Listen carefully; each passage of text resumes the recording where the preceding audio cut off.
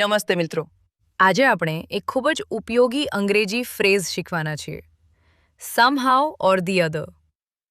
આ ફ્રેઝનો ઉપયોગ આપણે ત્યારે કરીએ છીએ જ્યારે આપણે કહેવું હોય કે કોઈને કોઈ રીતે કામ થઈ જશે। સમહાઉ ઓર ધી અધરનો અર્થ થાય છે કોઈને કોઈ રીતે। જ્યારે રીત ચોક્કસ ખબર ન હોય પણ વિશ્વાસ હોય કે કામ થઈ જશે, ત્યારે આ ફ્રેઝ વાપરવામાં આવે છે। આ વાક્ય જુઓ, હું કોઈને કોઈ રીતે કામ પૂરું કરી દઈશ। તે કોઈને કોઈ રીતે બચી ગયો। આપણે કોઈને કોઈ રીતે સમસ્યા ઉકેલી લઈશું। તેણે કઈ ને કઈ રીતે પૈસા ભેગા કર્યા। હું કોઈને કોઈ રીતે તેને મળી લઈશ। ચાલો આ વાક્યનું અંગ્રેજી કરીએ। 1. હું કોઈને કોઈ રીતે કામ પૂરું કરી દઈશ। I will finish the work somehow or the other. 2.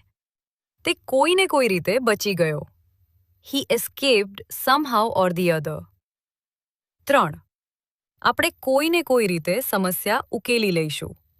We will solve the problem somehow or the other. 4. તેણે કઈ ને કઈ રીતે પૈસા ભેગા કર્યા।